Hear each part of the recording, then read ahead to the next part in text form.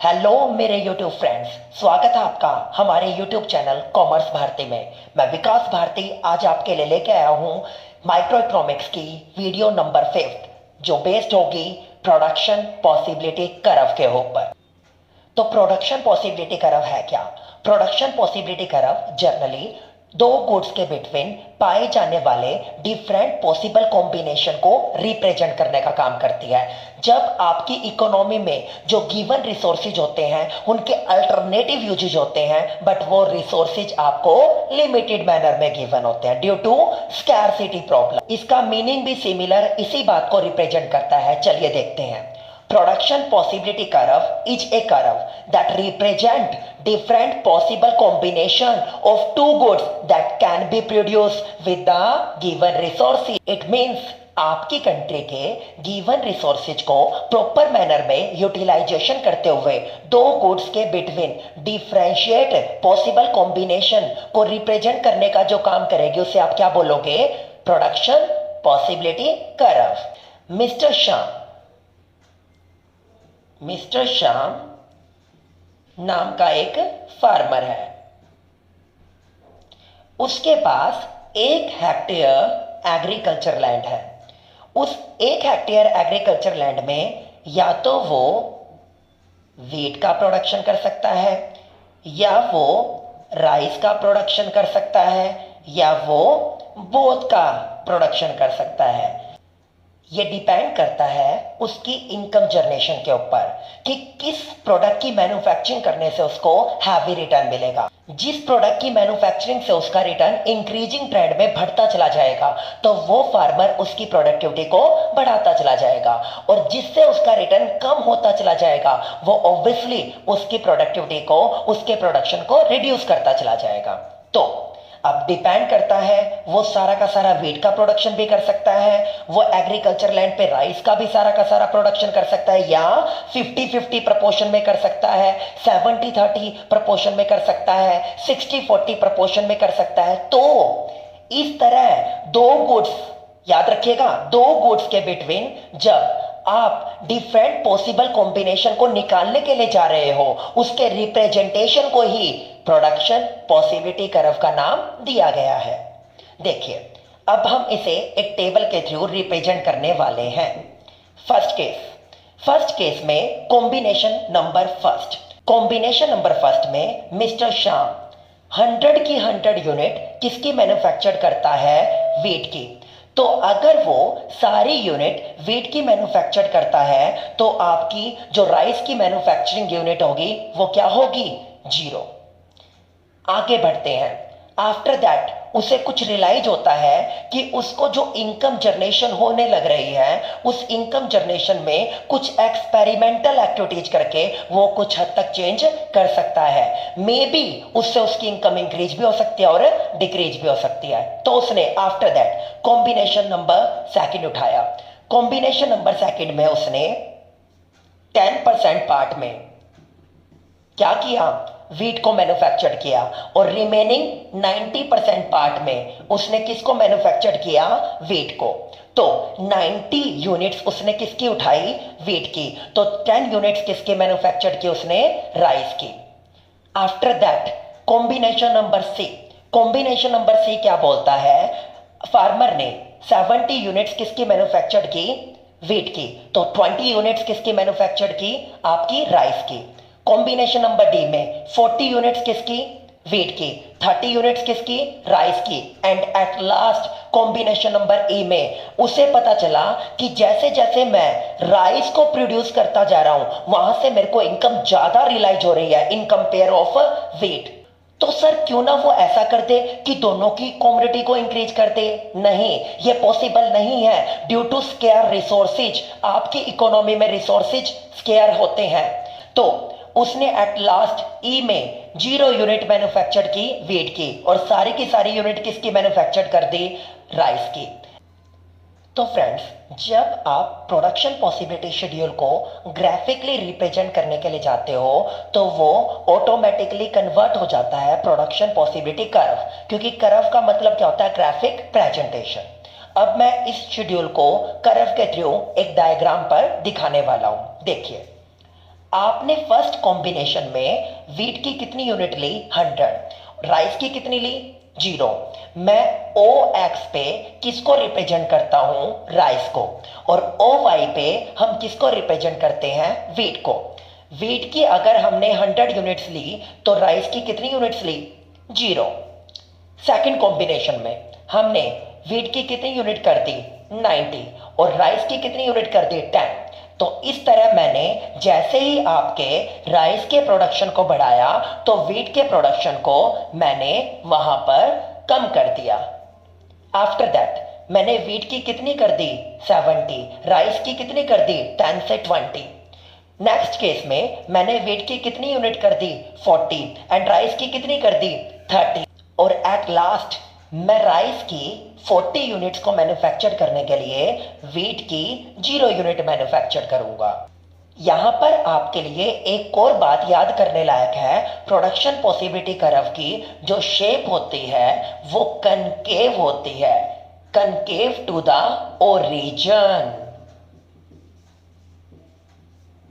Origin एक होता है कॉन्वेक्स। कॉन्वेक्स का मतलब अंदर से बाहर की तरफ जाना। उसके अपोजिट अनदर वन पोजीशन होते हैं कनकेव। कनकेव का मतलब बाहर से अंदर की तरफ मुंह दिखाना। ये जो पोजीशन आपके बाहर से अंदर की तरफ मुंह दिखाने की है। अब इसका रीजन सुनिए। आपका पीपीसी कर्व कनकेव शेप में क्यों होता है? देखिए, राइस की first of all first combination में आपने 0 यूनिट उगाई। वीट की कितनी यूनिट उगाई थी आपने? 100। राइस की 10 यूनिट्स मैन्युफैक्चर्ड करने के लिए आपको वीट की 10 यूनिट्स सैक्रिफाइस करनी पड़ी। नेक्स्ट वन में राइस की एडिशनल 10 यूनिट को मैन्युफैक्चर करने के लिए आपको वीट की -20 यूनिट्स सैक्रिफाइस करनी पड़ी। उसके बाद राइस की अनदर 10 यूनिट को मैन्युफैक्चर करने के लिए आपको वीट की 30 यूनिट्स सैक्रिफाइस करनी पड़ी। और लास्ट कॉम्बिनेशन में राइस की 10 एडिशनल यूनिट को मैन्युफैक्चर करने के लिए आपको वीट की 40 यूनिट्स सैक्रिफाइस करनी पड़ी। 40 यूनिट्स। पहले कितने का सैक्रिफाइस किया आपने? 10 का। आफ्टर दैट कितने का किया? 20। फिर कितने का किया? 30। और फिर कितने का किया? 40। आपकी पर 10 एडिशनल यूनिट राइस की इंक्रीज करने के लिए आपको ज्यादा से ज्यादा यूनिट का सैक्रिफाइस करना पड़ रहा है वीट का। तो फ्रेंड्स, यही रीजन होता है आपका एक फैक्टर की मैन्युफैक्चरिंग को इंक्रीज करने के लिए आपको उसके अपोजिट अनदर फैक्टर की मैक्सिमम से मैक्सिमम यूनिट सैक्रिफाइस करनी पड़ती है। यही रीजन होता है कि आपका PPC curve concave to the origin होता है रादर देन कॉन्वेक्स। आगे देखिए, पीपीसी कर्व को 2 अनदर नाम भी दिए गए हैं, प्रोडक्शन पॉसिबिलिटी फ्रंटायर, और एक और इसका नाम होता है ट्रांसफॉर्मेशन कर्व। ट्रांसफॉर्मेशन का मतलब क्या होता है? परिवर्तन करना।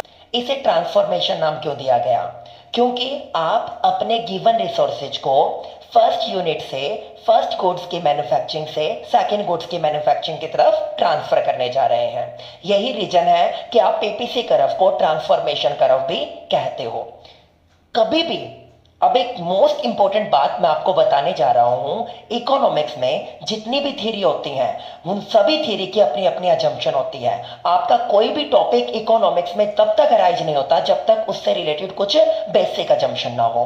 पीपीसी कर्व की भी अपनी अजम्पशंस हैं। फर्स्ट अजम्पशन आपने पढ़ी थी कि आपके पास जो गिवन रिसोर्सेज हैं, आपके पास जो गिवन रिसोर्सेज हैं वो इकोनॉमी में ऑलरेडी गिवन होते हैं। तो फर्स्ट मेरी अजम्पशन बनी resources are given in economy. Second, given resources are fully and efficiently utilise. देखिए, मेरे पास गिवन रिसोर्सेज था 1 हेक्टेयर लैंड। देखिए, मिस्टर श्याम के पास 1 हेक्टेयर ही एग्रीकल्चर लैंड है। इट मींस वो 1 हेक्टेयर से 2 hectare agriculture land, it means वो 1 हेक्टेयर से 2 हेक्टेयर एग्रीकल्चर लैंड नहीं कर सकता। तो उसको जितनी भी मैन्युफैक्चरिंग करनी है वो उसी 1 हेक्टेयर एग्रीकल्चर लैंड पर करनी है। तो वो प्रोडक्टिविटी को बढ़ाने के लिए उसकी पोटेंशियल पावर का प्रॉपर यूटिलाइजेशन करेगा। ये बात यहां पर खरी उतरती है। Third, technology remain constant. अगर आप ये सोचते हैं कि हम एक मशीनरी से दो मशीनरी, दो से तीन मशीनरी लगाकर आप प्रोडक्टिविटी को बढ़ा सकते हैं, तो आप गलत हैं। आप मशीनरी को इंक्रीज कर सकते हैं, उसके अपोजिट जो आपके पास रॉ मटेरियल रिसोर्सेज होंगे वो लिमिटेड होंगे। यही रीजन है कि आपकी जो टेक्नोलॉजी होती है उसको आप कांस्टेंट मानते हुए इसे फॉलो करते हो। लास्ट और final assumption, only two goods can be produce. आपने पीपीसी में स्टार्टिंग में पढ़ा, दो गुड्स के पॉसिबल कॉम्बिनेशन को रिप्रेजेंट करता है। इट मींस आप अपने गिवन रिसोर्सेज को दो गुड्स के ऊपर ही लगाने वाले हो, वट एवर वो एप्पल और ऑरेंजेज हो, वट एवर वो व्हीट और राइस हो, या अनदर कोई भी कॉम्बिनेशन। तो वो दो गुड्स को ही मैन्युफैक्चर करने से रिलेटेड पीपीसी कर्व बनने वाली है। अब मैं आगे आपको बताने वाला हूं पीपीसी के केस में ही अटेनेबल और नॉन अटेनेबल कॉम्बिनेशन के रिगार्डिंग। तो डियर फ्रेंड्स, जो हमें गिवन रिसोर्सेज है, अगर किसी फार्मर के थ्रू या किसी भी प्रोड्यूसर के थ्रू उन रिसोर्सेज का प्रॉपर यूटिलाइजेशन किया जाता है और वेस्टेज को मिनिमाइज किया जाता है, तो उससे प्रोडक्टिविटी क्या हो जाएगी? इंक्रीज। और कॉस्ट क्या हो जाएगी? कम। तो आपके गिवन रिसोर्सेज का प्रॉपर यूटिलाइजेशन करते हुए जब फार्मर के थ्रू या प्रोड्यूसर के थ्रू पोटेंशियल पावर को इंक्रीज करने का काम किया जाता है, तो उस केस में आपका जो पीपीसी कर्व होगा वो अपने टारगेट को अटेन करने में कामयाब हो जाता है। उसी को नाम दिया जाता है अटेनेबल कॉम्बिनेशन, जहां पर आपके जो पॉइंट प्लॉट किए जाते हैं वो पीपीसी कर्व के बिल्कुल ऊपर पाए जाते हैं। इसके अपोजिट एक वर्ड यूज करते हैं हम, non attainable combination. Non attainable combination का मतलब जो टारगेट अचीव नहीं किया जा सकता। लाइक आपके पास एक एग्रीकल्चर लैंड है, उस एग्रीकल्चर लैंड पर आप मैक्सिमम 400 केजी व्हीट का प्रोडक्शन कर सकते हैं। अगर मैं आपको बोलूं कि सिमिलर एग्रीकल्चर लैंड पर आपको 4000 केजी व्हीट का प्रोडक्शन करना है, तो ये टारगेट आपके थ्रू अचीव नहीं किया जा सकता। तो जहां पर आपकी रिसोर्सेज की स्कैरसिटी की वजह से आप अपनी इकोनॉमी में जो टारगेट है उन्हें अचीव करने में नाकामयाब हो जाते हो, तो उन्हें नाम क्या दिया जाता है? Non attainable combination. ये हमेशा आपको पीपीसी कर्व के अपर साइड में मिलेंगे। एक होता है अंडर यूटिलाइजेशन। अंडर यूटिलाइजेशन के केस में आपकी इकोनॉमी में जो गिवन रिसोर्सेज होते हैं, आपके प्रोड्यूसर के थ्रू उन गिवन रिसोर्सेज का प्रॉपर यूटिलाइजेशन नहीं किया जाता, और दैट्स व्हाई आपकी एक्चुअल परफॉर्मेंस लेस देन क्या हो जाती है? Potential performance. उस केस में आपके जो पॉइंट होते हैं वो पीपीसी के लेफ्ट हैंड साइड में अंदर की तरफ रिप्रेजेंट किए जाते हैं।